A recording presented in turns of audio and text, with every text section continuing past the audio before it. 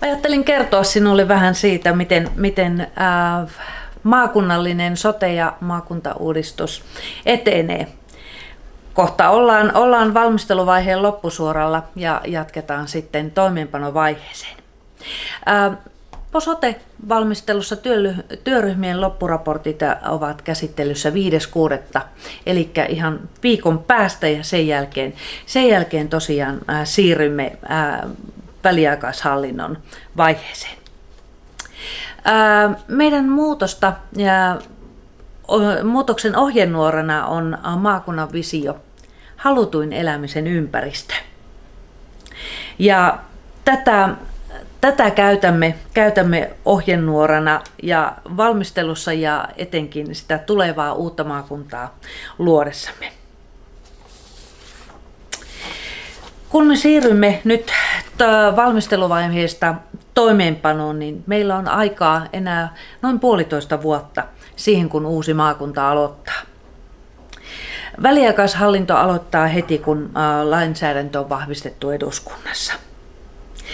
Valmistelua ei kuitenkaan keskeytetä, eli rukkasia ei puoteta tässä vaiheessa, vaan teimme valmistelutyötä tiivisti aina heinäkuusta tuonne sitten 18 vuoden loppuun saakka. Me samalla valmistaudutaan valtakunnallisiin kokeiluihin. Erityisesti valinnanvapauslainsäädännön osalta valinnanvapauspilotit ovat nyt haussa maakunnallisina pilotteina, ja siihen Pohjois-Savokin valmistautuu. Myöskin maakuntapalvelujen muilla osa-alueilla on tulossa nähtävästi pilottikokeiluja, mutta niistä sitten tarkemmin syksyllä tiedämme. Pohjois-Savo on mukana valtakunnassa valmistelussa aktiivisesti, ja valmistelussa olemme jopa etumatkalla hieman joihinkin maakuntiin verrattuna. Muutos ja työ on suuri ja aikataulu on kireä. Toivomme kaikilta ymmärrystä ja valmiutta tukea tähän toimeenpanovaiheeseen. Me kaikki olemme osallisia tässä muutoksessa.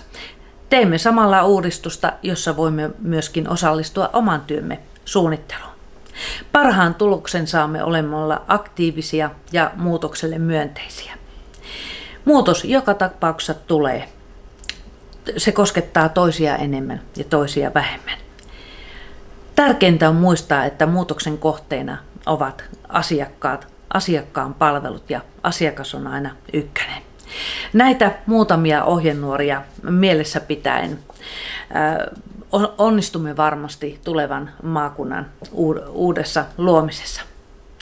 Näillä terveisin toivotan hyvää kesää kaikille ja sitten työntäyteistä syksyä.